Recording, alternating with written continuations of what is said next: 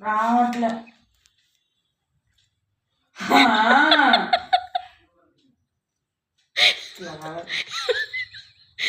చేర్రా అది.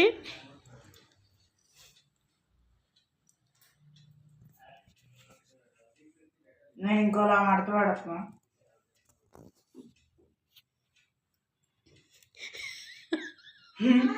అదేం మడత పెట్టడం రా.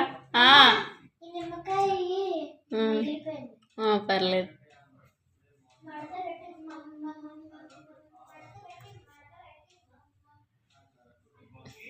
అయ్యా ఎన్ని కష్టాలు పడుతున్నావు ఒక్క చీర మడత పెట్టడానికి.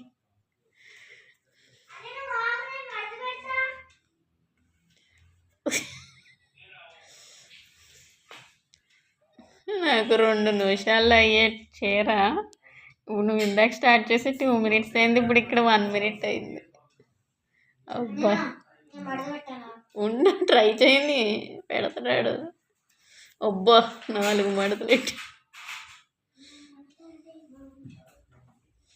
ఏంటి ఒక్క బయట చెక్కింది ఇంకా. నీకు విషయం చెప్పన్నా,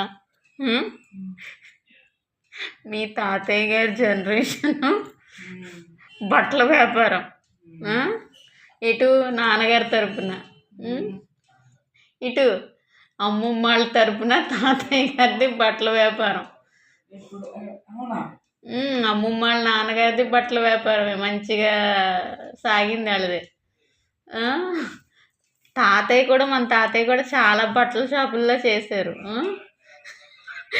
మనవాడిగా ఏమొచ్చిందిరా నీకు, చీర కూడా మడత పెట్టడం రావట్లేదు. అయ్యా రామా. అబ్బా అయిపోయింది, వచ్చేసింది సహాయం చేయడానికి. అయిపోయింది. ఇప్పుడు అన్నగాడు వదిలేయాలంటే ఒక్క చెంగేనా అయిపోయాడే. చాలా ఈజీ సారీ మడత పెట్టడం కదా, అలాగే అనుకున్నాడు అన్నయ్య.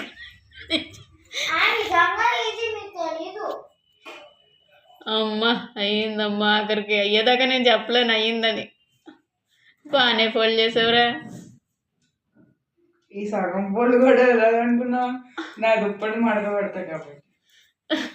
అబ్బా రే పాడేస్తే పర్లే.